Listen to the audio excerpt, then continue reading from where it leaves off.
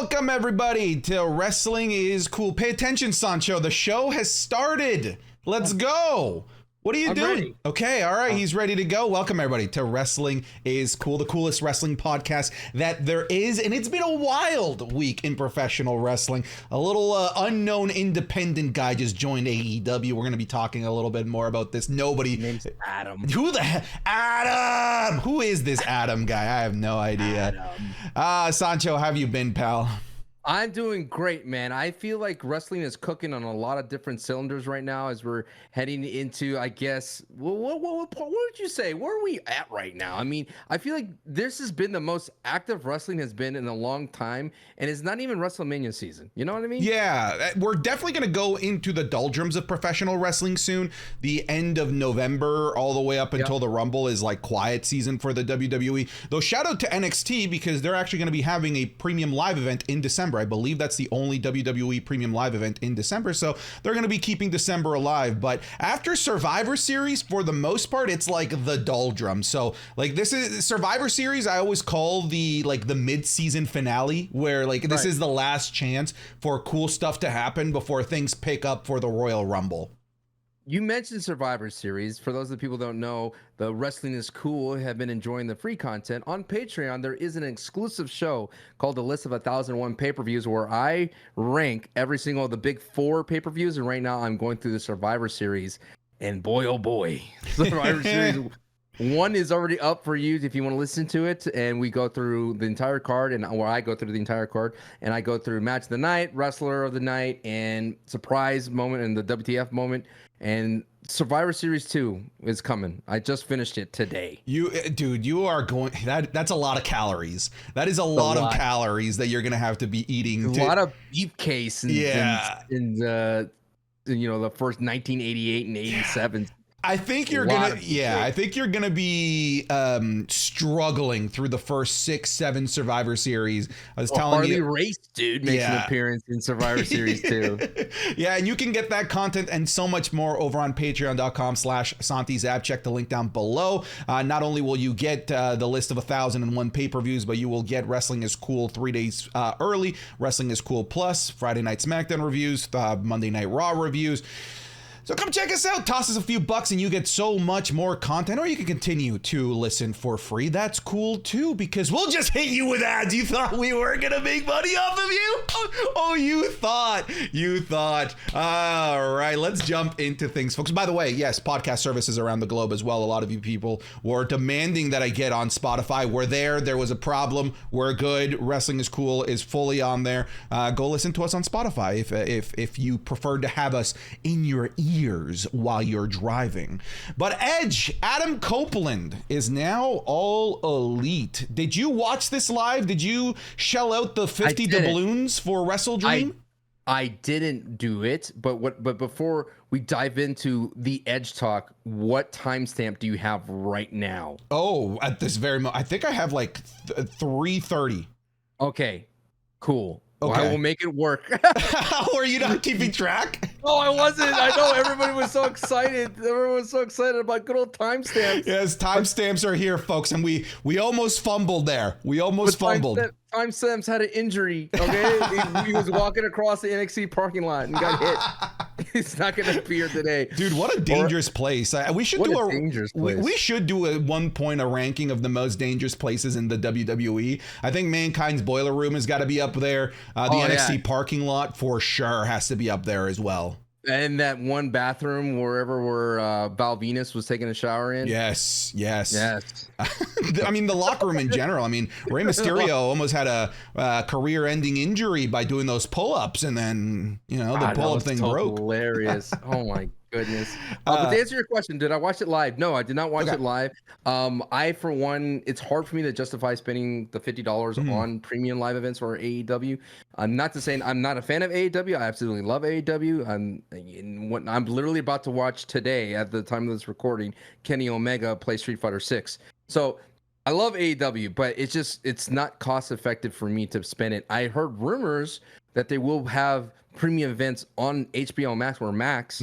That will be coming down, which I'm very excited for, because that means I could really keep up with the AEW content on a grander scale, because for me, I just missed out on that. But of course, with social media and the magic of everybody uploading and whatnot, except Santi because of the MCA, I'm able to enjoy the Wrestle Dream a little bit later, but I was hyped, kinda. Okay, all right. Well, let me wait before you jump down my throat. Just because it wasn't LA Night.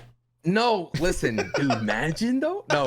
The thing about it, really though, everyone that's listening and watching, is I feel that it is not the best signing out of the big WWE signing so far. I was more hyped for Adam Cole. I was hyped for Daniel Bryan or Bryan Danielson. I was hyped for CM Punk. I feel, just jumping the gun a little bit, Edge and the storyline with Christian is probably the only thing I'm excited about that he's going to do AEW. I don't think he's going to be able to put people over in the AEW side like a Sting would type of beat, because I think everyone's going to be so infatuated with what he does with Christian, more so than anything of like, he comes out like, let me introduce you to X guy who's a stud. Like, I don't think that's what Edge is there for. Right. Okay. So you hit a couple of things that I wanted to touch on. So, I mean, I'll skip to this beat here, because I was going to ask you, is this AEW's biggest signing ever? And it seems like for you, it's no. He's not going to move he's not going to sell. He's not going to get an AEW show like CM Punk was, right? I just don't see it. I just don't see him working AEW that long. I don't see him working the stiff style of wrestling that AEW has. There's no way that he can wrestle at that level. I mean, he could probably have one or two matches in him, but there's just no way I see him putting his body on the line like a Jon Moxley or any of those cats out there. But the thing about it that's most exciting is that there's always been rumors that he's been wanting to, in his final match with Christian, which I would think would be a phenomenal story. And I think it would be a great kind of linchpin in that entire saga of Edge and Christian, I mean, coming to the end. And I don't necessarily see it as an AEW thing or WWE thing. I just see it as a wrestling thing that Edge and Christian should end their careers together. One of the things that I found interesting, though, is I don't know if you agree to this, but when Edge was saying that there was nothing for him to do in the WWE, I disagree. I think there was plenty of things for him to do in the WWE. Maybe he wasn't he didn't like the idea of what they're presenting him, or I think that's what it was. My understanding is that, because you're right, of course there's plenty of things for him to do in the WWE, plenty of things. My understanding is that they offered him a Legends contract, which is usually very limited appearances, a very static number of matches. So like, okay, you have 4 matches per year. That is your contract. You cannot do more. You cannot do any less, which of course prevents him from being able to do probably the things that he envisioned being able to do. So if that's the case, I totally get the idea of wanting to go to AEW to have one last year of a full-time run where he can properly develop feuds, have matches on a weekly basis, etc., etc. Now, I do also believe that this, to me, feels like a high-value rental as opposed to a major needle mover like a CM Punk was. Now, that being said, I'm going to shift gears here. I'm a Raptors fan. I understand the value of a 1-year rental in Kawhi Leonard. I fully understand the value of a 1-year rental and what that 1-year rental can bring to you and your company. It can bring you notoriety. It can bring you eyeballs. And sure, he's not going to be a needle mover where he helps sell, a $1 billion contract to HBO or whatever it might be, but he is a mature presence in the locker room in a time where AEW desperately needs a mature presence in the locker room after everything that happened with CM Punk. Now, so overall, my thoughts of this, I love it. I love it, not for the sense of, oh my goodness, yeah, this is a needle mover for AEW. I just love the fact that Edge gets to do more Edge things. He gets to do more wrestling. I was there shedding tears as a young 19-year-old when Edge retired. That sucked. So for me to look back now, 11 years later, and see that not only is Edge back in wrestling, but that he wants to work on a full-time basis on a major wrestling show with Christian, who is, by the way, doing the best work of his career. He has, I agree. Oh my word, is he doing such amazing work in AEW. Like, this is, to me, a win everywhere. And I just don't think that it, like you said, it's this giant needle mover. I don't think that it's this reset that Tony Khan is almost making it out to be with the new era of AEW. I think that might be a stretch unless there's more than just Edge, but I still love it. I still love it. I popped when he came out to Metalingus. I don't know if you caught the change from I Think You Know Me to You Think You Know Him. That's Beth Phoenix, his wife, that did the voiceover for the You Think You Know Him. So I'm just geeking out. I'm geeking out about the thought of having Edge with Kenny Omega, Edge having maybe a more friendly rivalry this time around with Matt Hardy, now that the real life rivalry has been put aside. I can't wait to see him do work with Christian, Nick Wayne, Darby Allin, Sting. He's never worked with Sting before, and Sting's a maniac. He's willing to work like a 25-year-old for one night so long as he can get another 4 weeks off afterwards. So I think there's so many awesome things that are available for CM Punk in AEW, but I don't believe the notion. Yeah, I don't believe the notion that there weren't cool things for him to do in WWE. I just don't think WWE wanted to let him do those cool things. That's what I mean. It's like people were like, well, Edge could have been a manager. He could have done great promos. He could have been like a talking face. He could have done so many things for WWE. And one thing to make clear, though, is, I mean, you said it a lot in social media, is like this is not an AEW versus WWE thing. I think those kind of lines should stop. I mean, the only reason why we talk about WWE more than AEW is that the numbers support that y'all love WWE. You know what I mean? It's a year. It is what, decades and decades of fandom from the WWE, and we're still talking about AEW. We still respect AEW, and you watch it on a regular basis, and you make a lot of content for AEW. I just feel that a lot of people are robbing themselves of a great era in wrestling. For the longest time, it's only been WWE, and that's it. And now we have a decent, a great promotion that is actually trying to do great things, and people are not capitalizing on it. It blows my mind. I mean, I know there's a lot of wrestling to watch, but you should do yourself a favor and watch AEW and really try to enjoy the product that they're putting. It's different. Yeah. It's different. If you can't watch AEW because it's a lot of wrestling, don't put it down. Yeah. Don't bad talk AEW because it's not WWE. Right. This is a weird era in professional wrestling, because I'm calling this era of wrestling the PS3 versus Xbox 360 era, where there's so many insufferable tribalism fanboys that just like make you want to facepalm. Like, why are you so anti WWE? Why are you so anti AEW? We should just be wrestling fans. But because of the rise of AEW and of course the ever looming presence of WWE, it's kind of created this like a line in the sand where for some reason a lot of fans feel like they can only be on one side or the other, when you can fully enjoy both sides. Or if you only want to enjoy one of the sides, you don't need to talk smack about the other side.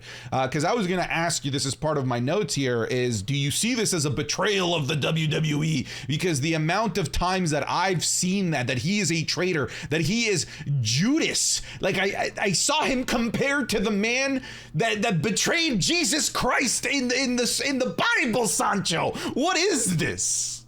Jericho has the Judas effect. Yes, he does. What are you talking about? What are you talking about? I become, man. Dude, I love that Jericho keeps changing his finish, by the way. I kind of like that. Anyway, Ed should consider changing his finish. I love the spear and all, but dude, I mean, you gotta protect yourself a little bit here, man. His spear sucks, Sancho. It's like a falling hug. It's more of the reaction he does when he hits it. I honestly, we should start another topic. I think a lot of wrestlers should change their finish, and we should like go down the list and who keeps the finish, who should change it. Oh, I like that. LA Knight changed that finisher. That thing sucks. What? Oh my. Okay, look, I said it to the wrong person. Clearly. The worst. It's not as bad as the STF from Cena. Okay, but that's not his finisher. That's a signature. And I'm sorry, has the BFT ever beaten Triple H in the main event of WrestleMania? No, but the STF has. So please, Peanut Gallery, be quiet back there, all right? Because the STF has won way more things than the BFT ever will. My favorite version of it is when he puts his entire bicep around him. That's the best version of the STF. Did you ever see the one on Umaga with the rope? Oh, with the ring that's- ropes. that Yeah, sounds I think pretty you good. you weren't watching at that time, but yeah, No, I like wasn't. it was a I missed last. out on I Umaga. think it was a last man. I can't remember the stipulation of the match, but he put the SDF and then wraps the ring rope around him and then just Jeez. chokes him with the ring rope. It's just a famous image with Cena just bleeding. Anyways, we're getting off topic. I love it. I love it. No, that's the thing about it. Like, I just feel like you're robbing yourself of the greatest things. It'd be different if you were like, hey, in this society, you could only pick one wrestling promotion and you're not allowed to look at it anything. I get it, but no, we have the free choice to watch both of them and we can enjoy both of them. And at the same time, the wrestlers don't have this tribalism amongst each other. And Kenny Omega tweeted out that he's like, don't you understand? We're happy for, and this was in regards to Jade Cargill. We're happy for everyone who signs, and we're hoping, wishing the best. It's like everyone's fine here. I don't know what y'all talking about. Yeah. And if you're listening and you're like that, and you're a fan of us, just reflect for a second. Just reflect for a second. That's all we're asking. Just reflect and consider that your blind patriotism to a company. Just think about that. And I'd rather be loyal to the wrestlers than whatever brand they have. Yeah, so that's the nice way that Sancho says it. Be better, nerd. All right, what do you why do you care? Yeah, you're a good cop. Don't be a nerd. As Edge said, go touch grass, go get some vitamin D. But actually though, like, fellas, for the wrestlers, it's a job, and having more wrestling companies means that they have more opportunities to have jobs. Like, we should be happy. Absolutely, 100%. And it's more wrestling for us. You don't like the style of one over the other? Oh my goodness, it's not a big deal. Good thing you have options, because if you didn't have options, then you'd be stuck with 2010 WWE like I was, where there was nothing else to watch. This is what happens. You turn into a bitter wrestling fan that starts a podcast. That's what you become. Don't turn to Santi. Don't do it, man. But dude, we also have like the worst timing ever. For those that don't know, the last episode of Wrestling is Cool was recorded a little bit earlier than usual, and 5 minutes later, once we stopped recording, Jade Cargill was signed by the WWE, arguably one of WWE's biggest free agent acquisitions in a very, very long time. But there was a really interesting question that was posed on Twitter. Jade Cargill or Adam Copeland, what was the better signing? And I'd like to pick your brain there. Who got the better? Let's pretend that this was a fantasy football trade. All right. Who got the better end of the stick here? I would definitely have to say Jade Cargill is a better signing for WWE than AEW's signing of Edge. The reason why is because the women's division desperately needs a big superstar, in particularly the Monday Night Raw, and it is the much better fit for WWE and Jade Cargill. You cannot argue how she's meant to be in the WWE. You could just tell from the bottom, from like everything. She's a about WWE her. presence for sure. And at the same time, I find so interesting that WWE is shooting her to the moon already with all these social media posts and everything. Yeah, like every single thing that even Michael Cole had 2 segments on both shows, gassing her up and excited about her. No presence. No Mercy had a segment for her. Like, I really hope, like, I miss the days that they just appear, but I get they're I think a part of them are worried that the WWE common fan, casual fan, won't know who she is. So they're kind of letting everybody know rather than do like a classic vignette. They're letting her know, like, hey, this person is important type of beat. And I think they'd be right. I don't think the casual fan would know who she is. Correct. Which is smart. They're very smart. Mm-hmm. And I still think she debuts on the main roster, especially after all these segments that they've been doing on the main show. Now, regardless of Edge, I already talked about it. I just only see him as a one type of storyline Christian, and that's what I'm excited about the most, whereas Jade Cargill could go anywhere. And I see it as youth. And if you look at it, if you want to do fantasy football, she got youth, she got upside, and she's going to be there for like 15, 20 years plus, type of thing. Like, that's the kind of career that she has ahead of her. Whereas Edge is more on the twilight of his career. You get to see one more final run with Christian, which is exciting, and it's money and Prince money in itself. And that gets me excited the most. But if you had to make me pick between the two, I got to go with Jade Cargill, because the potential match of, Bianca Belair and Jade Cargill, Becky Lynch, Asuka, even you want to throw in if Sasha Banks comes back. There's so many opportunities that Jade Cargill can be like a Gunther type situation where she's just mega tough and she dishes out so much pain. But at the same time, she's really charismatic, and she has this side of her that is bigger than life, and that will have like the awesome WrestleMania entrance.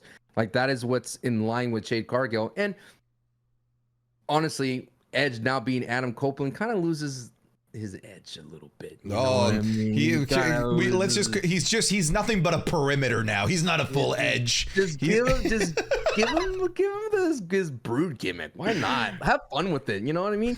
I did like the little video they played right before he came out. That was kind of cool. Like this drifter coming out with his car, and he has his leather I don't know jacket. how people didn't notice how that spoiled the rated it. R, yeah, right? I don't know why they did that. I didn't like that. That spoiled it. They should have just hit the music. I thought it was cool. I like the idea of it. You know? I like it too. I just didn't like they rated R superstar. It's a terrible thing in terms of wrestling, whereas you need to save Sting from literally getting hit in the head with a metal chair with a concerto. But no, here comes the video, and then here comes the pyro, and here's the posing, and it's like just hit him with the head of the chair. Then, dude, I was saying the exact same thing. I'm like, Edge, they've hit him 20 times with a concerto at this point.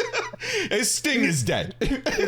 You're attending his funeral at this point. It's like Jeff Hardy coming out and doing a quick little. Let me get down there. So, I mentioned the Kawhi Leonard effect. Can Edge be the Kawhi Leonard for AEW, even if it's that 1 year rental? I mean, so Kawhi Leonard took him to the NBA Finals. That means Edge has to won be in the NBA Finals. I know, Don't sell us short over here in Toronto, okay? Listen here, dude. I am salty because I'm a Spurs fan, okay? You understand? Kawhi did us dirty. He destroyed our franchise for years to come, and here we are once again. Wemby right around the corner. Yeah, go ahead and play your violin. We're in Toronto now. He destroyed your franchise too. And also, I don't know why you said it was worth it. We made a deal with the devil. It was worth it. We sold our soul. Exactly. Did AEW sell its soul for Edge? No, it's not that deep. But that means Edge has to get to the championship level, right? He needs to have that championship match. He needs to put somebody over. And that's the thing. I was talking to my chat on Twitch. I was like, who's the last thing that Edge put over? And I get the last thing would be Judgment Day, right? That'd be the only. But he didn't. He beat them. That's what I'm saying. Well, that's what I'm trying to say is like Edge. The reason why I was not enjoying Edge's last run in WWE was he was just winning everything. Yeah. And that's what didn't make it exciting to me is like Edge you're not fighting young talent. You're not going into NXT. There's great talent there. You're not trying to help Judgment Day. You're not putting them over. Have a match with Grayson Waller, but he won. Well, that's what I mean. Yeah. It's like there's no like Grayson Waller didn't benefit from that. He just turned more annoying, but that's in terms of a heel.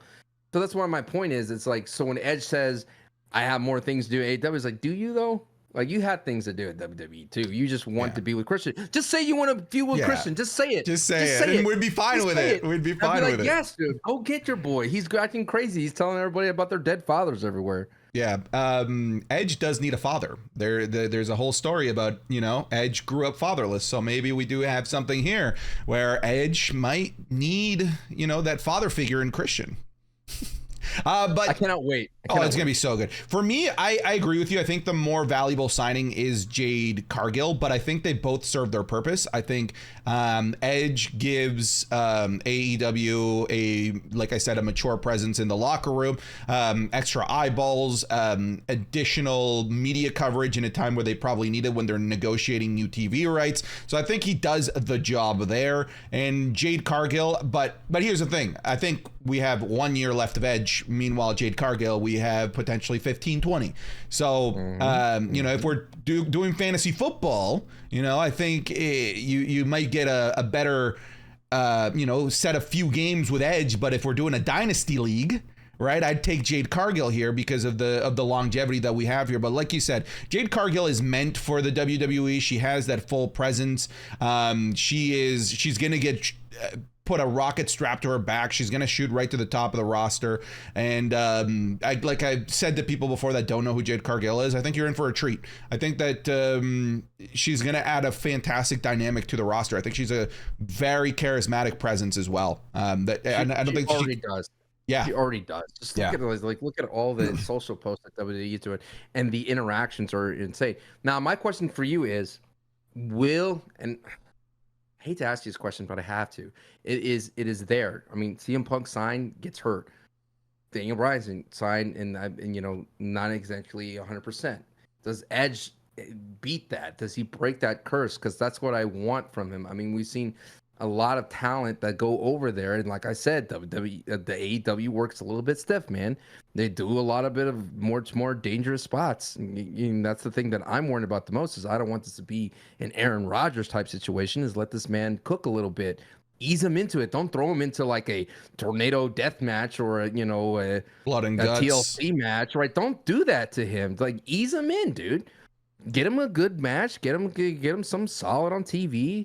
He doesn't have to prove his toughness. We know Edge is tough. The dude came back from a neck surgery and he's wrestling. I mean, like I said, that's what my biggest fear is. I feel like AEW is a little bit. Sometimes it can be reckless with its talent when it doesn't need to be reckless with its talent. Yeah, no, 100%. And funny enough, the biggest critiquer, guy that critiques Criticism. No, but what do you call a guy that provides criticism? Critiquer? Santi. Okay, the biggest Santi, the critic. Wow, I'm dumb, dude. I have 2 university degrees and I couldn't come up with the word critic. And this is why I'm a content creator. This is why I do what I do. The biggest critic of that is MJF. He's just like, look at these idiots having to do triple moonsaults off the top of a ladder through 5 tables to get over, and I just have to wrestle. Like double clothesline. Yeah, the double clotheslines and a kangaroo kick. Like he has figured it out. He has figured out at an early age in his 20s how to have a long career while still being able to get over with the fans without putting his body on the line. I would think that Edge has also figured it out too, but it took him much longer, remember, because he was the one going through all the crazy stuff, doing all the crazy stuff in his 20s and in his 30s. So I would think that Edge knows his limits and is willing to play within those limits. Many of the people that he listed and the people that he wants to have matches with are veterans. Like he listed like the Samoa Joes, Stings, obviously Christian. So I would imagine that he knows who he can and who he shouldn't work with, what kind of matches he can have, what kind of matches he can't have. So I don't know, like I would like for Edge to be the one that breaks that curse where he doesn't go over there and get mangled by, you know, a Ray Phoenix pile driver or something. Man. That was a yikers moment. I totally agree with you, and I'm hoping that it works out for him. I'm excited. It's really dope, man. Yeah. NXT's cool though. All right. Is it now? NXT is so cool. All right. This is our blank is cool segment of the week. And for me, I have to give it to NXT.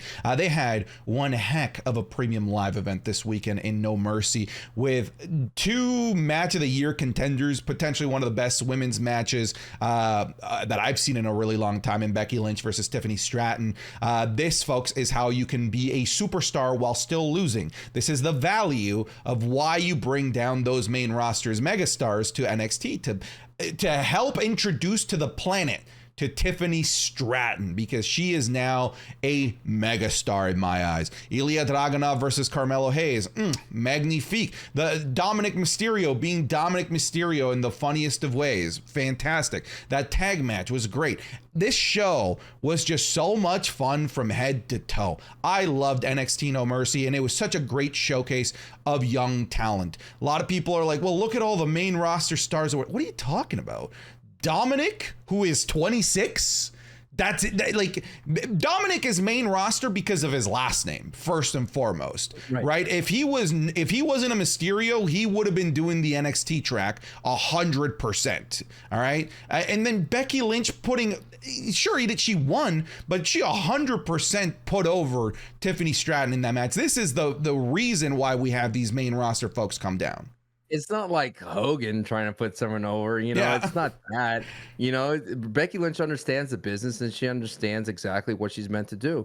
And that is what works so well. One of my favorite things was the NXT No Mercy social post where they did it, where it started like the No Mercy cartridge and then the did you see this? Yeah, I did. Yeah, that was so cool. And then it just showed me how, like, I desperately want that again from WWE games. Just, you don't need, I love 2K, it's cool and all, and, you know, Bikini Bottom Wrestling and whatnot. It's one of the best promotions on the internet. But when it comes down to just raw gameplay, there's nothing like that simple Nintendo 64 style, and I thought it was a very awesome thing. But I would say definitely Becky Lynch helped put Tiffany Stratton on my radar, because before, like, I didn't find it in my in my evening plans to watch NXT or to watch any of the highlights from No Mercy. But I know I'm a big fan of Becky Lynch, and then I see Tiffany Stratton doing some wild things. I've seen her do some moonsaults, and she's pretty awesome, man. I didn't know that was working over there, man, in NXT. I keep telling people, no one listens to me. You didn't tell me. I've told you plenty of times that NXT that is a lie. You are why are you the way that you are? You are lying to the people right now. Everyone loves this dynamic. I have told you numerous times that NXT is the best show in wrestling. I have said it to you numerous times. You filthy, disgusting liar. You need to watch it. Watch it this Tuesday. Dominic has a match. Dominic has a match. Mommy gave him that ultimatum. The ultimatum. Right? He has a match. Watch it, dude. Just one NXT show. I want Dominic to go like full crazy. He doesn't want to lose Mommy, or does he? I think it'd be more interesting if he does lose, though. What would he do with Mommy? There's no way he can win. There's no way you can win. I think the storyline needs to be him groveling for Mommy's attention. I would love to see that. I know, dude. She came back with a vengeance. We'll talk more about that later. But Rhea Ripley's awesome. Yeah, Rhea Ripley's fantastic. She is cool. Well, let's talk about NXT. Okay. So now it's in its fourth phase, if you want to count the FCW. Sure. Or the way it was before. So it's in this new phase. What do you call it? What was it called? I don't know what it's called. It's definitely not 2. I think it's, I don't know. There's no name for it yet. Because NXT Black and Gold wasn't a name for it until NXT 2.0 became a thing. Right. So like we don't. Some people call it White and Gold because of the logo. So let's call it NXT White and Gold. All right. So what makes it cool? Is it Sean running the show? Sean being able to tell great storylines, or is it hard hitting action? Because what I've noticed, what works really well at NXT, and the reason why it's hard to get people over in the main roster is it's a very intimate crowd, and they know everybody in that wrestling promotion. Like that crowd does a lot of the not necessarily heavy lifting, but it lifts a lot, and they add a lot, and they always add a lot, no matter where the brand is going or who's on it. The Full Sail crowd rocks. They do rock. So tell me why else is cool. So NXT Black and Gold is arguably the greatest professional wrestling promotion to ever exist. Like in terms of in-ring work, the shows that they would put on were fantastic, but they were a vacuum. They existed by themselves, even though they were owned by the WWE. So there was a problem with that. The problem was it was like Triple H was doing it. Like Triple H was doing it. Yeah, Triple H was like coming out, introducing like, this is NXT. Yeah. This is a different thing. Yeah, we are NXT. The amount of but it was part of the WWE, but separate, and they ran things differently. There was no cross-pollination ever between main roster and NXT. So what would happen, like 99% of the time, is a NXT Black and Gold megastar would go to the main roster. They don't know what to do with him. They don't know what to do with her. They end up becoming a jobber, and they end up going to AEW. Like that ended up being like the life cycle of so many. Well, Finn Balor is there's exceptions to the rule. I want to clarify. Like there are exceptions being Finn Balor, Nakamura, Kevin Owens. Like there are exceptions, but there's more. But they worked hard. They were like buried a little bit. They were. They did. Many of them hurt, and it took him a long time to get to where he was. Yeah, but for every Kevin Owens, there's an Aleister Black. There's a Keith Lee, right? The plan was to have Adam Cole be a manager. They tried to bury LA Knight. LA Knight was meant to be a manager as well. So there was because there was never this. Sorry, you can't bury greatness. They tried, and you know what? You're right. They couldn't. It's like toxic waste. It's always there. It's always there. So the problem was ultimately that because they did things so differently, the transition to the main roster was always very janky. But now NXT today is a mini WWE. It's not its own. It's not NXT Black and Gold doing its own thing. It is a mini WWE. That's why the main shows are using legacy names from WWE pay-per-views, right? Great American Bash, I love it. the No Mercy, Vengeance, right? In Your House. So at Halloween Havoc, they're using these legacy names now, as opposed to being like NXT Takeover Toronto, right? That had its own identity, but now it's trying to interweave its identity with the WWE, to the point where even the way that they do production is very WWE like. The way they do storylines is very WWE like. And now there's cross-pollination, so that whenever people get called up to the main roster, they're more main roster ready. And there was no denying that Adam Cole was main roster ready from like an in-ring perspective. But main roster ready doesn't just mean that. It means the wider WWE universe knows you. It means that production knows what to do with you. Writers know what to give you. And it feels like, you look at the call-ups that we've had recently, most of them had a lot of success. We have had, for example, Grayson Waller is somebody who immediately got called up and is already doing fantastic things on the main roster. We're already looking at Dragon Lee taking the mantle of Rey Mysterio. So I see NXT today as a proper farm system for the main roster, a healthy farm system to ensure that we're getting megastars every couple of years, as opposed to this vacuum in space that was NXT Black and Gold, that was just awesome in its own right and would very rarely transition that awesomeness to the main roster. Kind of reminds me of, baseball players always go down to the farm league for a little bit and work things out, like Baron Corbin has been doing, right? Finding some new success, trying to help put the shine on Braun Breaker, which I don't know why they don't just use his dad's name, Yeah, Braun Steiner would be great. That'd be great, man. I love the Steiner thing. But no, I totally agree with you. It's just, as someone who just watches SmackDown and Raw, what's your best way to interact with NXT? Is it just watch the PLEs, or is it just like, hey, every now and then dip your toe in the NXT, like watch like a match here or there? Like what do you recommend? Because there's no one as wild as you is watching every single wrestling show. Yeah, I think the best way to start with NXT is to start with a PLE. Like, I think if No Mercy was your first introduction to NXT, I feel like you would have been hooked right off the get-go.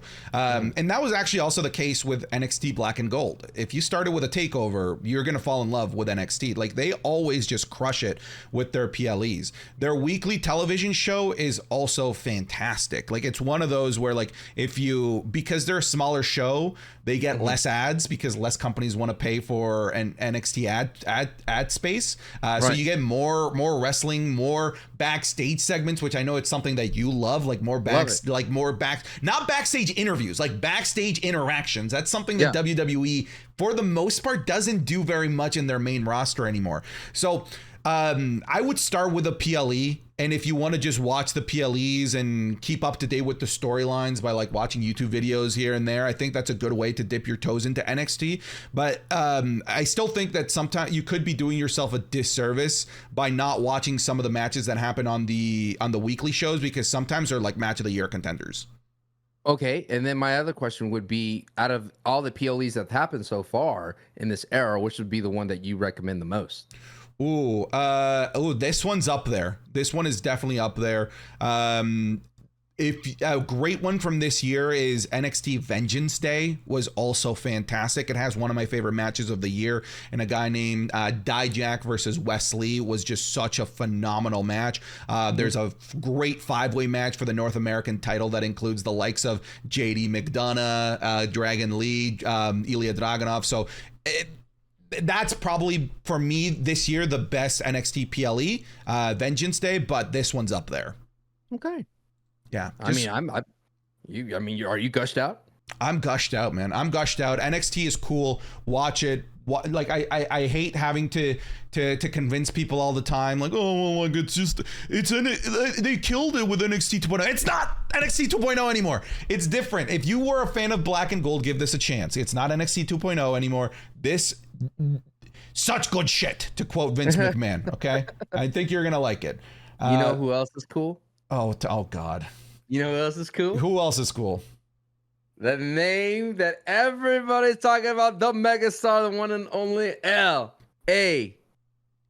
Say it. I have a question from Patreon that comes from Peter that asks, Santi, yes. Can you please ask Sancho why in the world he is such an LA Knight glazer? You're a glazer. Dude, I'm the Krispy Kreme of the LA Knight fandom, baby. You know what I mean? This guy, dude, it's just because he's such a fun throwback and he's different. He's not all about... I can't put my finger on it. I mean, yeah, he has catchphrases, and yeah, he may not be the best worker, but I'm a fan of his journey. The dude literally has done everything underneath the sun, and my favorite term that I've seen from the wrestling community is calling him the Forrest Gump of wrestling. The dude's everywhere. You know what I mean? You don't know. You ever heard of that? Stupid is as stupid does. No, not that. He's just everywhere. The dude was in, all That's the so variety. True. Different. They're like, what? He's there too? Like, what is this? He's in the background. So that's what makes him is like, this dude grinded, man. How can you not root for someone who's tried their entire life to make the dream happen? And when I'm telling you, when he wins that goal, when he beats Roman Reigns, yes, that's right. You having the double glaze, the triple stuff glaze. I'm stuffing this donut here of LA Knight. He is going to beat Roman Reigns for the belt. Okay, I have a feeling like who else is going to beat Roman? The Rock, who comes by for like a day and leaves. Who else is going to beat Roman? Cody, Mr. I need to finish the story. Now I can't. That's not who it is. It is LA Knight. Now by hook or crook, he may not do it clean. It may not happen clean. It may be Bloodline does something involving, and then all of a sudden Roman loses to LA Knight. But we're not going to care because LA Knight's champion. But that's why I like him. And that ultimate glazing was brought to you by Sancho West. Well, Peter, he doubled down on the glazing. He doubled down. Oh, you don't. Oh, I'm sorry. There's too much glaze on this donut. Give you triple dip it. He's just a throwback, dude. And the more you embrace from what he is, I think it's something special. And I think what's exciting to me is this time is WWE is allowing him to breathe. And the man already got tested and he almost sank, to be honest with you, with The Miz. And he didn't. And this is his next Cena saved him. Cena definitely saved him gave him a life raft. And I was kidding. Are you serious? You're admitting to this? No. I'm saying like it gave him a proper launch point. Like he had where else was he gonna go after The Miz, right? So Cena is important to the LA Knight rise. Hear me out. Okay. Hear me out. Just answer the question, Sancho. Answer the question. Give me a yes or no. Look. Does LA Knight need Cena? Was what we talked about way back when, right? I think the reason why LA Knight is benefiting from Cena is because Cena's actually there to put him over. It's not Cena's there for a pop. It's not Cena there to collect the check. It's not him to introduce, this is WrestleMania, Monday Night Raw. It's not him doing the Hogan. It's not him doing Batista. It's not him doing The Rock. He is there for the business, and that's what's making John Cena one of the greatest of all time. So does he need John Cena? I say John Cena needs LA Knight more than LA Knight. Oh, okay. All right. Now Wait. Do you want John Cena to go in a handicap match by himself against the Bloodline? He would get destroyed. Don't you want John Cena to win against the Bloodline in his age? I'm just telling you. Okay, but like he could have had Cena could have had any partner he wanted. But he didn't. He chose LA Knight because he's throwing LA Knight a bone. Chose John, okay? He came in for the save and he saved. Now, one thing I want to point out. What if he made it a 3-on-1 handicap match? He signed on the wrong dotted line. Have you ever thought of that? You ever thought of that as a possibility? One thing is someone needs to tell John, dude, tone it down, John. He's 100%. Yeah. You're a peacemaker, and you're cool as it is, dude. You are playing for not the back row, but for the millionth row way out there. But you're having fun. You know what? Have your fun, John. You know what? Yeah.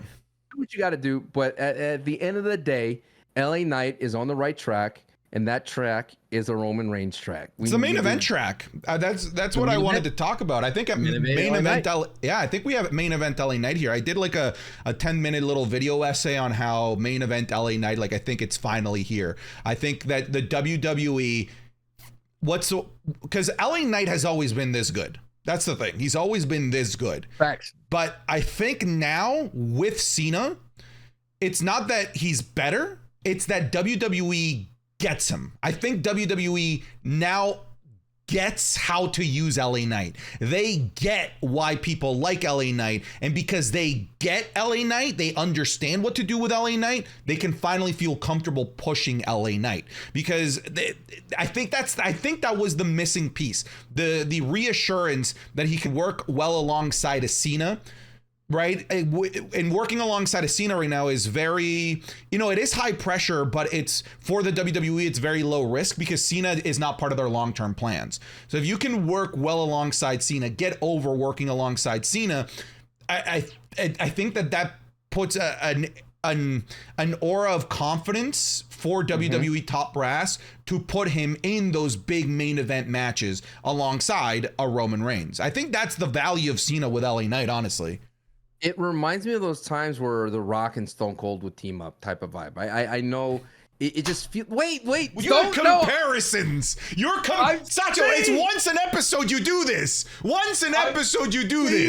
It reminds me, dude, if you blur your eyes, the dude's looking like The Rock next to Cena. Okay, he is there. He dropped the LA bow. Okay, look, Santi. I'm just trying to explain to you. It's the two main eventers are teaming up to take on the heels. All right. Yes. I've been watching a lot of Survivor Series. Okay, this is my life so far. A lot of faces and heels in Survivor Series back in the 80s. This is what it reminds me of, dude. It's like Hogan and Savage teaming up together. That's what I see. They're like the mega powers. Yeah, I could keep going. You look at the camera. Go ahead. Jim Halpert, this situation. Listen here. They are the mega. It is the mega powers of right now. And hey, be honest. Look at me. Look at me right now. The Bloodline needed LA Knight. That storyline was struggling. You cannot throw Cody back into the Bloodline right now. You can't throw back Sami Zayn. You can't throw back KO. We've seen this stuff before, all right? What we haven't seen is LA Knight, the megastar, going to have promos against Paul Heyman, going to have promos against Roman. Now, the biggest hurdle would be Roman, because Roman could literally look at you like you're just a child playing wrestling, right? And you're like, he's going to be like, you're stupid, right? And Roman can bury you with the facial expressions. Exactly. Yeah. And that is my biggest concern is I don't think LA Knight's ready for that Roman. Do you think this main event's Fastlane? Oh boy, it's a tough question, right? You'd think it'd be a lot simpler, but I think it's I'll go first so you can think about it. I think it's entirely dependent on what the plans are. If Seth Rollins and Nakamura main events, what's that? It won't main event. Hang on. Because you go ahead. Hang on. All right. Okay. Hang on. If Nakamura and Seth Rollins main events, it's because Damian Priest is cashing in. Finish it off with like a big twist, a big moment. If Cena LA Knight versus the Bloodline main event, Roman Reigns is making an appearance. I'm telling you right now, because this is a 5-match card and Payback was a 6-match card. Plus, it had a Grayson Waller effect. So we need something to help extend the show, and a cash-in could do it, or a 35-minute Roman Reigns entrance could do it. All right? So it's one of those two that I think are... one of those two matches is going to be the main event, but I think the post-match consequences will determine which one of those two main events. Because Roman is not going to appear on halfway through the show. Well, I mean, he is slated to appear in October and in November, right? He's going to be appearing on some SmackDowns. No, I agree with you. I just don't want to see Seth and Nakamura main event again. I mean, I have a bad taste in my mouth. It was weak match, right? It was a weak match. It wasn't that great. Granted, which we'll talk about in the New Heat order, Nakamura is finally doing what we've been begging him to do. Good Lord, that segment on Raw, he just obliterated Seth with a chair. Thank goodness. That's all we wanted from Nakamura. Now, if that Nakamura shows up, and then I see what you're saying. Like, it makes sense. You need to have the final, what's it called? The send-off. Yeah, there was like a subreddit that literally had every photo posted from the Raw after Mania, like the final image. And seeing Damian with the belt would be a nice send-off if that's what he was doing. I mean, we're already seeing that the Judgment Day has a lot of cracks in the wall. I just want them to pull the trigger on some of their storylines in the Judgment Day. Like, either get off the pot with JD McDonough, dude. I'm like tired of the same thing. JD McDonough looks like a waiter running around wearing all black. Would you tell me when to stop? Exactly. Please stop, JD. Please. I realize that some of you are now listening in audio services. I was doing the gesture of like the Olive Garden waiter asking how much cheese do you want? Tell me when to stop. I'm more so the guy with the grater, dude. That's that's fancy. That's fancy stuff. I have one tinfoil hat theory. Okay. Oh no. Sancho, hear me out. Hear me out for Fastlane. No, I think you're gonna like this. All right, I'm on board. So we have the. I like you. Thank you. We have the LWO versus the Hurt Profits, the street business, right? And we know who the three members of the street business are going to be. It's Bobby Lashley, Dawkins, and Ford. All right, but who are the three members of the LWO? We have Santos Escobar, Rey Mysterio, and then we have the two dudes, right? Interchangeable. Javier and Sergio is what I'm going to call the Singh brothers. Is what I've been calling them. I don't know who they are. All right. Wow. You're so brutal. Good cop, bad cop, right? I think what's going to happen is on the Friday night before the show, the Street Profits, to continue to further prove themselves to Daddy Bobby Lashley, they're going to take out those two guys. Leaving a third spot available. Hang on, you keep shaking your head. I'm not. Because that then leaves the question: who is going to be the third member of the LWO? Who? It's gonna be Carlito. All right, it's going to be Carlito. The Carlito cool music is gonna hit, and you'd think, oh my God, the return of Carlito, the LWO is winning. No, at some point in the match, Carlito attacks Rey Mysterio. Hurt Profits, or whatever you want to call them, get the win. Carlito and Santos turn heel, turn the entire LWO heel, turning them into the cool LWO that we want, getting rid of that deadbeat dad and kicking him out to the curb the way where he belongs. Carlito, Fastlane. Okay. First off, their name is Cruz de Toro Joaquin. Okay? Oh, thank you. Okay. Yeah. Now, my question for you is, why you'll forget that in 5 minutes. Why do you want to see Carlito be so mean, dude? Because you just see the pop he got. I know you're okay. First off, I did watch those matches. You told me to. Okay. For those of you who don't know, at the very early on in Wrestling is Cool, we talked about Carlito, and he recommended 2 matches for me to watch. And he's very, very, very gifted as an athlete, and he's a big dude doing a lot of lucha stuff. And I never got at the time the apple thing, but now I get it type of thing with Carlito. Yeah, how can you have a good guy spitting apples at people? I'm just saying, dude. I think he spit an apple at Mae Young at one point. Look how. Here's the thing. This era, when I've been watching Survivor Series, and I'm going to keep talking about it because it's important to know about your history. Is that it's a face era. Like everybody loves the faces in those 80s era, right? We have too many heels here, man. Like how many heels do we need, Santi? Sancho, Carlito is not a face. All in love with the face. Carlito is not a face. I don't care. He could be a face. It's wrestling. He shouldn't be. He should name all the faces in WWE right now. Okay, well, we could go through the new heat order and we could see how many faces are on there, because I bet there's a lot. I bet there's a lot. Yeah. New heat order. Okay. Fine. Go. Carlito should be here. Right now? Well, I mean, what better transition do you want? We're almost at the 1 hour mark. Oh, okay. I've been having a great time. Have I been keeping track of timestamps? I hope so. Wait, hold on. Wait, you're at the 49. Look, if the timestamps are wrong, your rage needs to be at Sancho, okay? At Sancho and his he probably lost himself in all that glaze for LA Knight. I did. He lost himself in the glaze. No, I got it. LA Knight. I don't remember when we started talking about Santos. I do apologize. Okay. Oh, I forgot your Hear Me Out segment. I was so enthralled. Wait, Sancho, what are the name of the 2 guys from the LWO?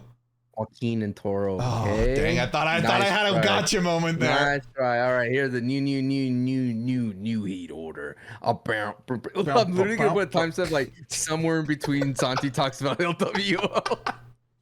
Find it. Good luck. Yeah, a little scavenger hunt.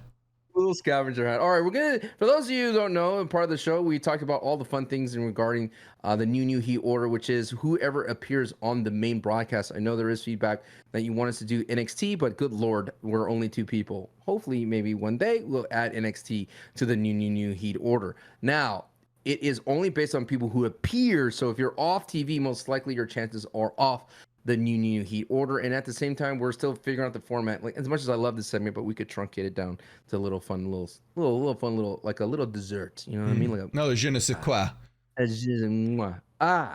So here's your new heat order going into this fun times. We have number 1, John Cena. Number 2, Jimmy Uso. Number 3, Solo. 4, Dominic. 5, Drew McIntyre. 6, AJ Styles. 7, New Day. 8, Nakamura. 9, Finn and Damian. 10, Street Business. 11, Pretty Deadly on the insistence of Santi. 12, Seth Rollins. 13th, LWO. 14th, KO and Sami Zayn. 15th, Nia Jax. 16th, Asuka. 17th, Io Sky. 18th, Dragon Lee. 19th, A-Town Down Under, which is Grayson and Austin Theory. 20th, Brawling Brutes. So here's what we're going to do, Santi. We're just going to go down the list, and I think I'm going to automatically take off AJ, right? We take off AJ, and we could take Finn Balor, I think.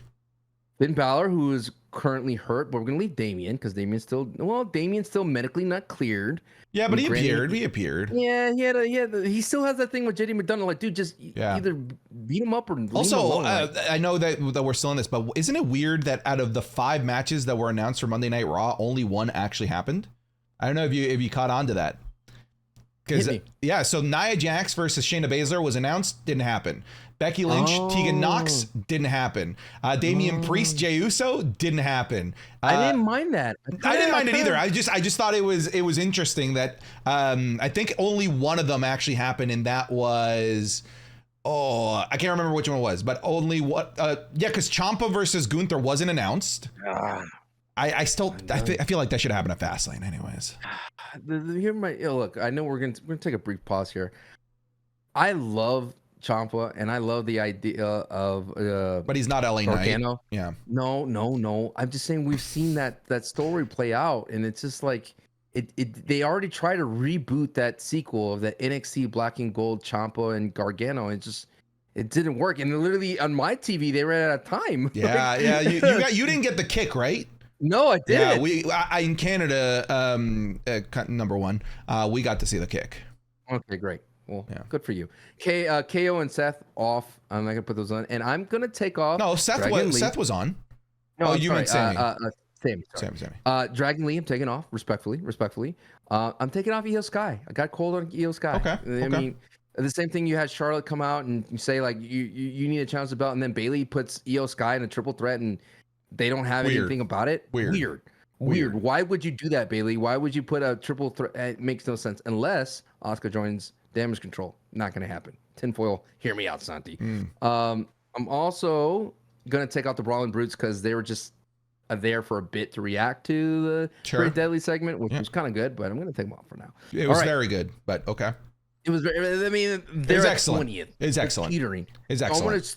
Okay, fine. I'm gonna go down the Monday Night Raw roster, and you tell me when to stop to see who jumps in. Okay. This is like the Fastlane version of New Heat Order. Nia Jax, does she move up the list of coming 15th? I thought it was a cool hot opening. I liked having it. A brawl start. It was kind of cool. It was different. The women had the beginning of the show, and it was just like it felt like a very old school Attitude Era type start. Yeah, I liked it. I liked it a lot too. Yeah, it was cool seeing what a segment that would kind of traditionally open a show. I liked it. Yes, I liked it. Does it move her up the 15th spot? I would put her. What are you thinking? Is in the entire women was a W there. Nia Jax was just there, but she was the catalyst for all that chaos. So I'd put her right above New Day at 6 for now. Oh, so she's moving up quite a bit, huh? Because all that action was because of her. Yeah. Now I'd have Rhea Ripley above her though. Oh, we're not there yet. Okay. I just want to make sure there's room. I just want to make sure that there's room for mommy. For mommy. Okay. Yeah. Respect for it. Okay. So in that segment, we're just going to go down the entire segment. Shayna Baszler, Rhea Ripley, Raquel Rodriguez was in that brawl. Yeah. And am I missing anyone else? Oh, Shayna Baszler. Yeah, you got them all. Out of all those women, you said that Rhea moves up because she was off our list. where would you want her to debut back on the New Heat order? So if I'm remembering correctly, we had Cena, Jimmy, Solo, right? Well, what I want to do is start off with, let's have Cena, Jimmy, Solo. I know we haven't gotten there. LA Knight, Rhea Ripley. Okay, LA Knight, Rhea Ripley. Okay. Actually, LA Knight at 1, Cena 2. I'm playing to my audience. There we go. I was gonna say, I was like, well, what do you mean? You just called this man main event LA Knight, and you put him below Solo Sikoa? I know Solo's doing some things. He's finally cooking, but holy. One thing about Rhea is, though, she was cooking. She was doing really well. A little bit fumble on the promo. And I know people don't like sticklers on the promo, but you got to nail that promo, man, if you're going to come out hot like that. She came out blazing, spitting straight fire, and I still don't like the version of Rhea trying to bleed Judgment Day. I don't like it. Okay. I could see it working, but don't put it on the ring. Don't put it on the main stage. Put it in the back, in the back segment. Like their little Dungeon of Doom that they have. The little merchandise of Doom, merch cave. It does look like the merch chain link that they have at WWE shows. Yeah. You're like, what do you want to buy? You want to buy this? You want to buy that? All right. I'm going to keep going down the list. Jey Uso, of course, main event Jey. Not currently on the list, but again, a heat check on that little... I'm not feeling it. I'm just not feeling it. I'm not like, it also makes no sense that they're getting a tag team title match. They've never tagged before. There's an entire tag team division. Why are they in the, it's bizarre. Absolutely bizarre. Let's take Jey Uso away from Jimmy Uso, arguably one of the greatest tag team of all time, and put him in with Cody, who he's never tag teamed about, and made him the #1 contender. Bizarre. For that, not on the list. I'm just going to say it. Not on the list. I don't think either of them are, honestly. But his promo with Rhea was hilarious. It was fun. Mommy Rhea Ripley. We missed you. We all. But not on the list. As penalty for being in the tag team matchup at Fastlane. You don't make the list. So that goes to Dominic. Does Dominic move up, being below Rhea, Mommy? I liked I love what we're seeing from Dominic right now, like kind of like the beaten puppy Dominic Mysterio. I liked also the fact that he stood up for the Judgment Day, right? He's the one that stepped up to Jey Uso. I don't think he's as high as like 5 or 6 when I had him there, but I do want him on the list. Okay. We'll keep him where he's at right now. I mean, if you're not high on him, I think he is at where he needs to be because he's bringing eyes to NXT. Because now I want to watch NXT. Yeah. Because now he has that stipulation. You can't make Mommy upset. So right. That's right. I mean, I will put him at 6 still. Okay. I'm comfortable with that. I'm comfortable with it. All right, and then we go down to JD McDonough. No. Go back to Olive Garden. I don't want to bury him, but put on, the Funko Pop comment already did. Yeah, that one badly, dude. I can't unsee it. Okay, now we have Alpha Academy and Imperium. I think Alpha Academy are right where they need to be. The perfect mid-card entertainment. Something right between the mid-show. If you go to but it hurts because they were on the cusp of something bigger. They were on the cusp of upper mid-card. And all of a sudden, nope. Again, do you need me to keep telling you folks? I've done it 3 weeks in a row now. Chad Gable is out of the IC title picture. He is. He's gone. He's gone. He's doing the thank you again, and he's doing the shoosh. Like, all that is a sign that Sirius Gable's out, and they're moving on. I don't want to put on my tinfoil hat. I think it's Triple H trying to bring back Gargano and Ciampa. Yeah, he loves Gargano and Ciampa a lot because I think he sees that as like his crescendo of storytelling in NXT, and I think he wants to demonstrate it on the main roster. Right, that's what I mean. Like that's what I feel, that he's trying to reboot it again, and it cost Chad Gable. Yeah, it doesn't matter if he reboots it or not. Like, they're just gonna make dumb tag team title matches that make no sense. So, Who cares if you're a tag team? You're not going to get a title shot ever. And the next title shot is going to go to, I don't know, Brock Lesnar and Omos. It's just the tag team division should not be used as a stepping stone for the singles division. It should never be. It should never be that. Yeah, and the tag title shouldn't be used as a prop for the main event. No, that's the whole point. Like, yeah. Anyways, yeah. I digress. I love tag team wrestling. I absolutely do. Make tag team wrestling great again. Okay, Gunther had that great match with Ciampa. I mean, where does Gunther go? Does he go as high as Nakamura and New Day, or does he? I think he's on the. I mean, he is the reigning champion. I like his new vibe where he's like a soccer player. He literally looks like a soccer player coming in to do the promo, like a press conference every time now. You know what I mean? He has that European vibe now. You know what's funny? In my reaction of his contract signing with Ciampa, I hate those segments, by the way. I do too. TikTok, Santi Zap, Mr. RIP, Mr. Santi Zap. I made a comment. I said, Ciampa, you are disrespecting the legacy of the IC title. You did not come dressed appropriately. The first thing out of Gunther's mouth were exactly that. You read the script, don't you? Everybody thinks I've got the script, man. I get it on a nightly basis every Sunday night. It's so hilarious, man. But this Gunther top 20, I would put him below. I'll put him below LWO because he's like without a legitimate contender. And not the I don't like the idea of Gargano going up against it. I'm cold on Gunther right now because I mentioned, you mentioned Gargano.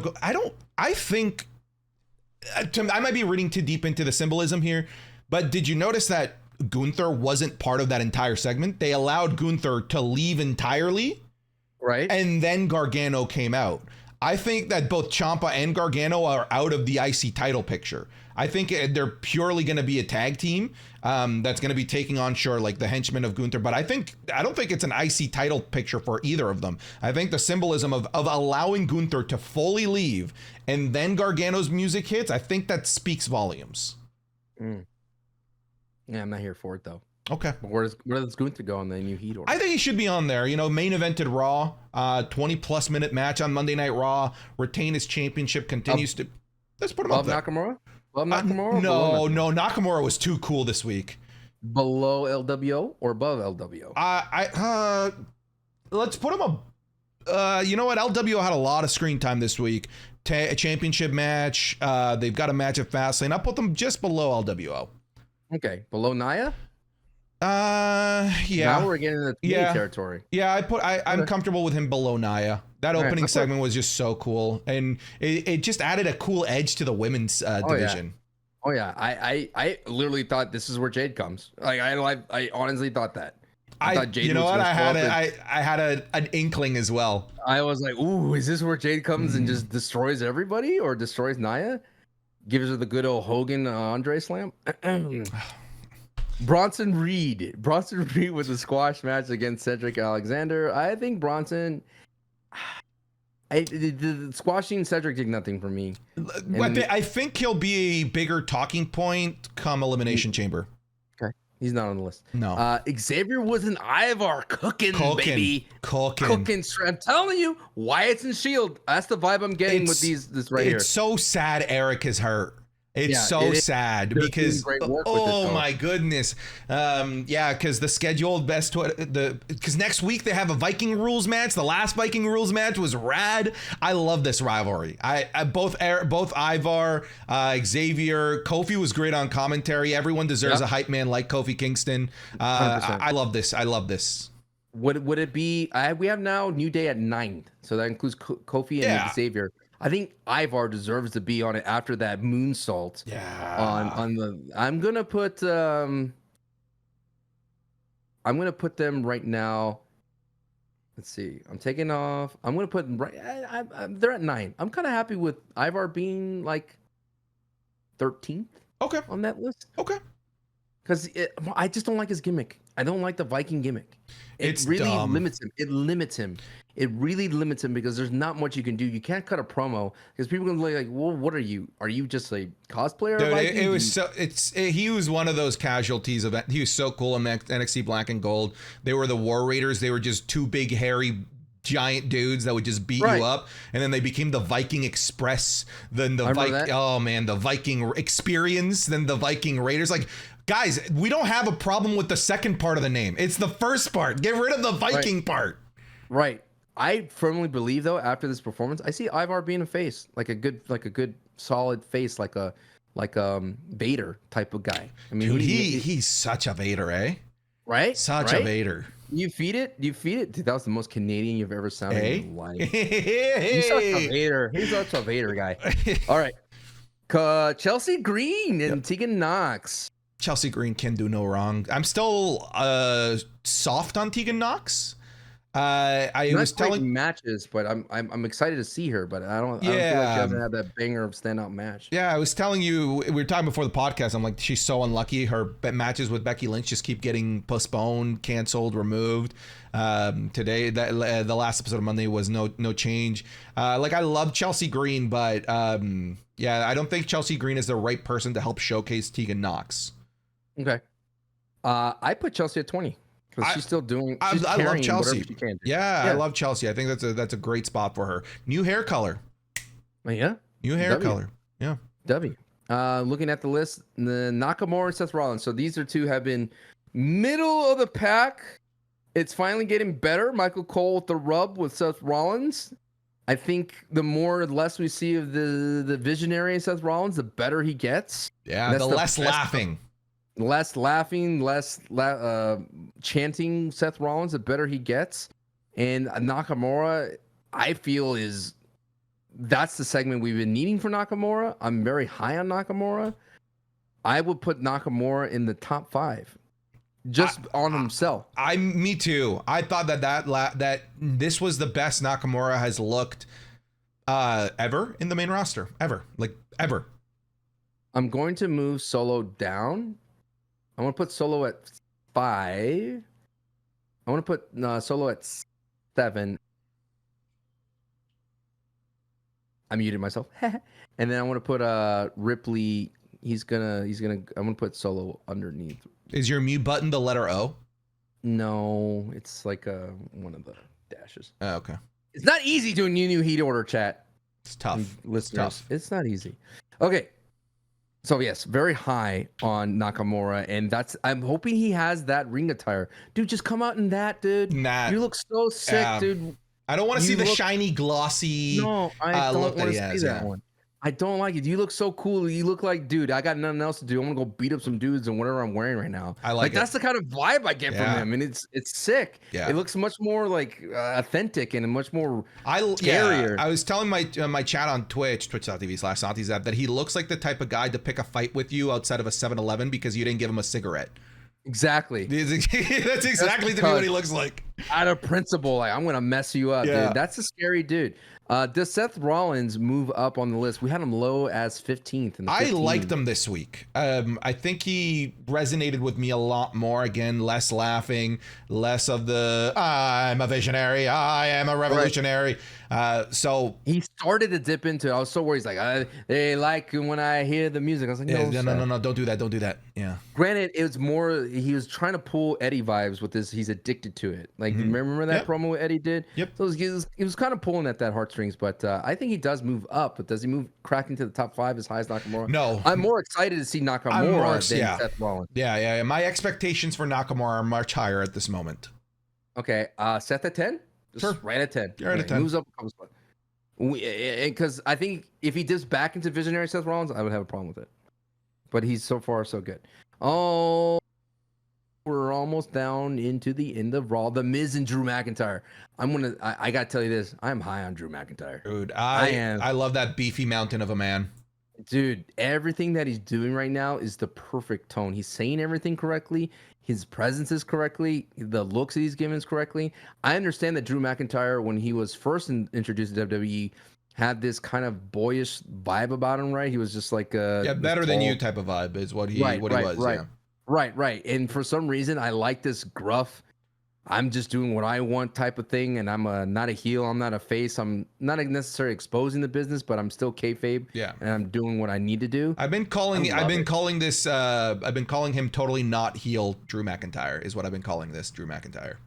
I mean, is he heel though? Well, that's why I'm saying totally not heel Drew McIntyre. Right now we have him in 7th, but I'm I'm in like top 5. You're feeling it, top 5, huh? I'm feeling them. I'm feeling them right. You know what? Below. I feel comfortable replacing him and Jey Uso. Sorry, Jimmy. Like Jimmy? Oh no, I like Jimmy. You I like like Jimmy? where he's at. What about him and Solo swapping? Where's Solo right now? Oh, Solo is right behind Nakamura. I think maybe in there. Yeah, I agree. Okay. Yes. So keeping Solo at 7, because Solo is still like dastardly. That works for me.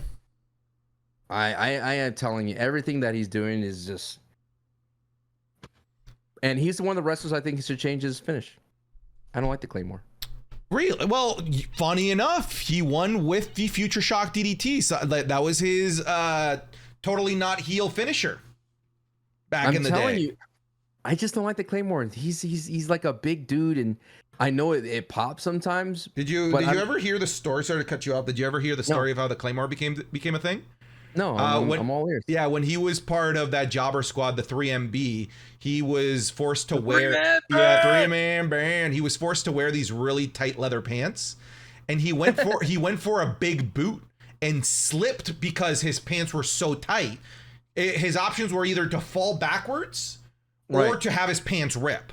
And he's like, I chose to fall backwards, and I still landed the big boot. And he's like, when he got backstage, everyone told him, dude, that looks so cool. And he made that his finisher, the Claymore kick. I just think a power bomb from him would look so sick. You know? Like a big slam. I mean, I don't know. I may be in the minority. I may be the only one, but that's how. Yeah, I mean, you like the BFT from LA Knight, so I think you're. I take what I give. That's give it to me. All right. The Miz. Solid. Yeah, he's doing exactly what he's doing exactly what he needs to be doing. He talked about it on I think a podcast or an interview where he's like, dude, I don't care if it's a minute, a segment, a match, 30 seconds. I'm going to be the best that I can be and be a standout. And The Miz totally is the right tone for anything that he's involved with Drew. I hope they don't beat it over our heads with the shut up Miz. They're going to. They're 100% going to. Anything Miz related when it comes to a chant, they always beat us over the head with it. Tiny balls. And now this. They're 100% going to beat this into the ground. I would put Miz above Gunther. Oh, see, I wouldn't. No. I mean, we got to acknowledge. I think I'm happy, but just below Gunther, because Gunther main evented above Chelsea Green. I think so. I think above Chelsea Green. Sorry, Chelsea, I tried. Yeah. If you're ever watching this, I tried, but Santi doesn't like you. I love you. What do you? Okay, all right. Here we go, and that rounds in Ciampa. I don't think, and Gargano. I don't think so either. They didn't do it for me. They didn't do it for me. And I feel like for me, the blunder of missing the big moment and it cutting off for me. That sucked. I can't believe they did that. It felt really weird. All right, moving on to SmackDown. This is a lot smaller of a show. SmackDown this time. Not a lot of people appeared on this one. Carl Anderson. Yeah, good to see you, but see you later. This is good seeing you. Good to know that you're sticking up for AJ Styles. Here we go. Right now, currently, I'm just gonna skip ahead because I'm like looking down at the list. Jimmy, we already talked about. We're in Bobby Lashley. All right, the Street Business. Yeah, let's. Currently sitting in 12th right now. I want them in the LWO like side by each. I think like that's fair. Okay, do they move down to LWO or do LWO move up? No, I think they move down to LWO. Okay, so 15th. Yeah. Okay. I think that's a good spot for both of those teams. I think if your tinfoil hat prediction comes true, it will shoot them up into the top 5. If Carlito comes out, I think he's LWO for that week will be number 1. They'll be number 1 for that 1 week, especially if they do the right thing, and they turn them heel with Carlito. But you just want him to be spitting apples at children and still be considered a good guy. An apple a day keeps the doctor away. We have Grayson Waller. Anything with that? Anything cooking for them? They're currently off the top 20. I like Cameron, Grimes, right? Is that the yeah, guy? Cameron Grimes. He could sell like Ziggler type Yeah, of he was vibe. he impressed me. Right. He did a lot of great things, and he made his 8 look Austin Theory look very strong. But unless they're like, I mean, Grayson Waller was trying to sell Bobby Lashley to Austin Theory. I found that kind of interesting, but I don't know. Like it just proves the point. Like the Rock rub was not designed for Austin Theory to do anything beyond that. I'm comfortable with whatever you choose here. Honestly, like I'm indifferent with them. Okay, I'm not feeling them too much. I'm gonna keep them at 20 because they're still at 20. Okay. They might move up, or they may move off the list. LWO now. Let's keep them where they are. All right, keep them where they are. All right, Charlotte Flair. We haven't had Charlotte Flair on the new Heat. She didn't do anything. She wrestled. Did she? Well, oh, sorry, I'm mixing my weeks. That's right. Yeah, she had that with Bailey, right? Which is a bummer, dude. If you told me in Bailey and Flair would be a decent match and not like a banger of a match. Did Charlotte do anything for you in this match? No. I mean, she didn't do any of her extra stuff that she normally does. She saves it for PLEs. And Bailey went down to a spear out of nowhere, basically. I'm okay leaving both of them off the top 20. Okay. And same thing with Asuka and all them. I'm not happy with this championship run from Io Sky. I mean, it has a moment of flashes of brilliance, and then it just goes next week. Agreed. And the triple threat stipulation makes no sense. So that puts the last of Jimmy Solo, Cena, LA Knight, which we've already kind of talked about. LA Knight of looking like the white knight in shining armor for John Cena, showing up to save the day, which is, by the way, a week delayed because we were supposed to get that last week. But it worked out here well. And even though everyone kind of saw it coming that he would be here. So it's funny because it literally just felt like a second take of the same thing of the previous week. Right. And I'm glad LA Knight started to run down the thing. I was laughing. I was like, dude, you're walking. For a second there, it looked like he wasn't going to run. All right, let me run you down the list here, Santi. We got a couple holes to fill.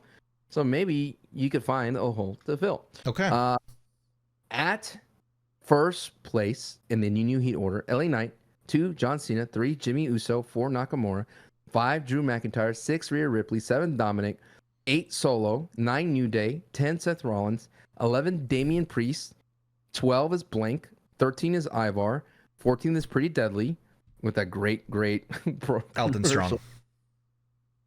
Buy your shirts. It just shows you that a good segment could keep you still in the new Heat order. 15th is Street Business, 16th is LWO, 17th is Blank, 18th Nia Jax, 19th Asuka, 20th is Gunther.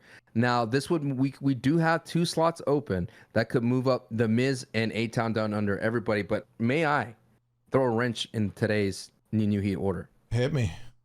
Jade Cargill at 12. Ooh. I mean, huge talking point. Huge buzz.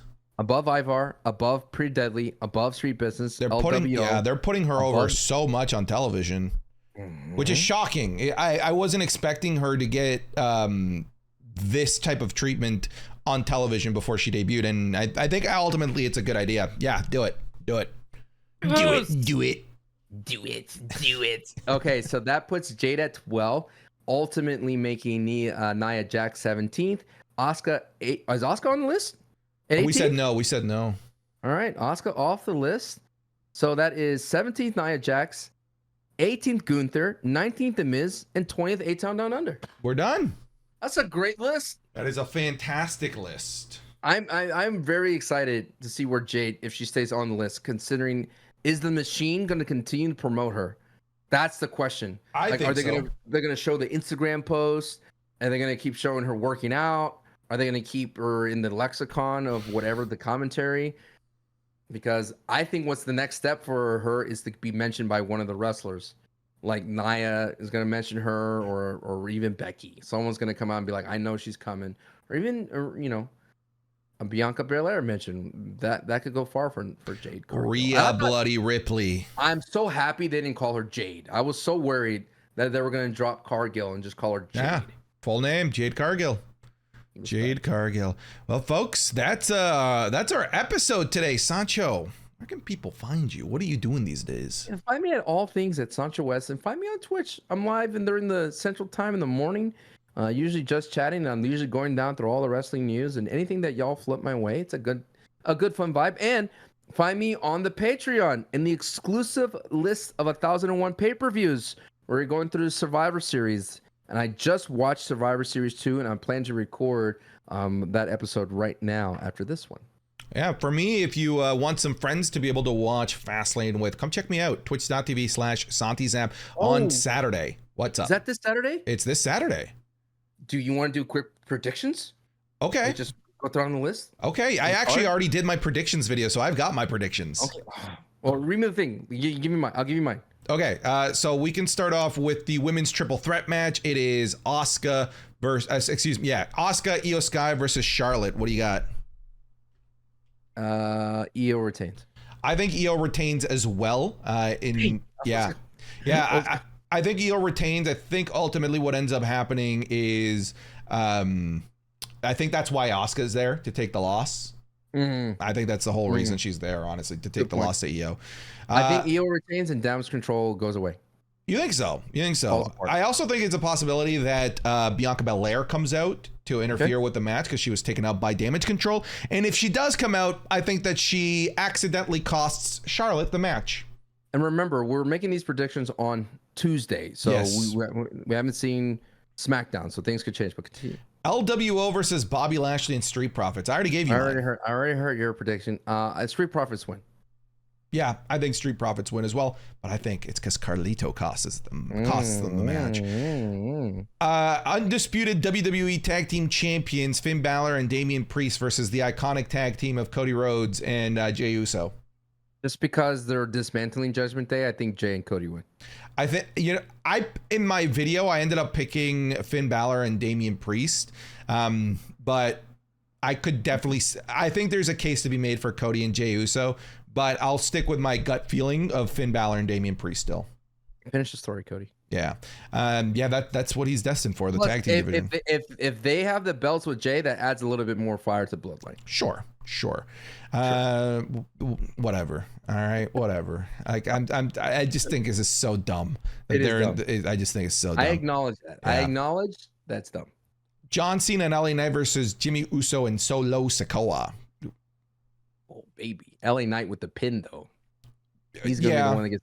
Yeah, I think it's LA Knight with the pin. It's got to be LA Knight with the pin. It's going to be, Cena's going to do his stuff. I think that LA Knight is going to be the one that has to carry the team.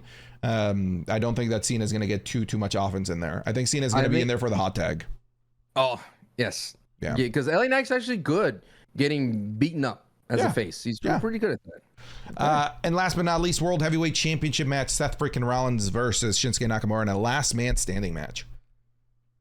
Can I just say, I like and dislike last man standing matches. I dislike them. I like them. The pacing's always wrong. I always hate the microphone and.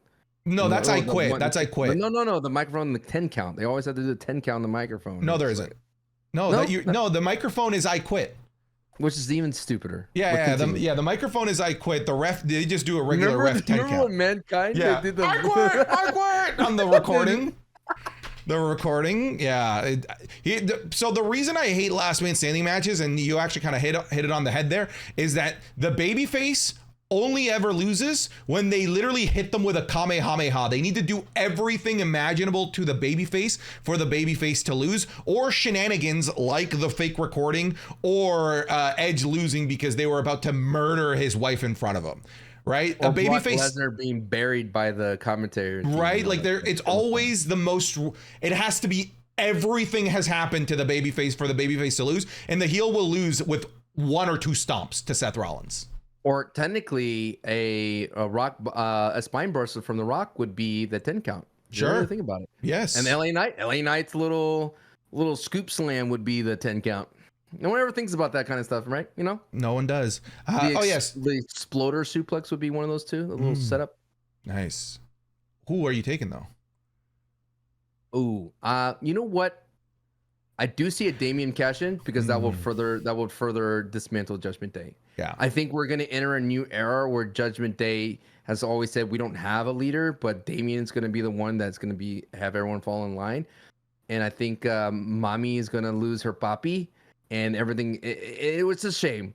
I really believe that Judgment Day had something going, but they overexposed them. They put them out too much, and they saturated the Kool-Aid when it comes to Judgment Day. They were great, but now they're just everywhere, and we've seen everything they can do as a faction, and that's a shame. I agree with you. I am taking Seth Rollins, but I don't think he walks out of that ring because I think that we do hear Damian's music hit, and I think Damian does walk out with the World Heavyweight Championship. Comes back? What if who? If Finn comes back and costs Damian the championship. Wouldn't that be fun? Wouldn't that be interesting? Why is Finn off TV? He's not hurt. I don't know. We're gonna find out, and we can all find out together over on twitch.tv/SantiZap. So come watch it with me. All right, folks. Thank you very much for watching this episode of Wrestling is Cool, the coolest podcast that there is on this whole planet. For the predictions. Oh, yeah. Sancho's he really buried predictions this week. He buried them. They were getting a good push, and Sancho came in. Yeah, he came in. He said that timestamps are just a B+ player at most. And stop the push right there. I'm so sorry. You guys were so happy about it. I let you down. Just make them up. And hope they're right. All right, folks. Thank you very much. Again, if you have a couple bucks to spare, hit us up on patreon.com/SantiZap. If you're listening on podcast services, leave us a review, whatever it might be. Thumbs up, 5 stars, wherever it is that you're listening. Thank you very much. Cheers. Take care, everybody, and be good people.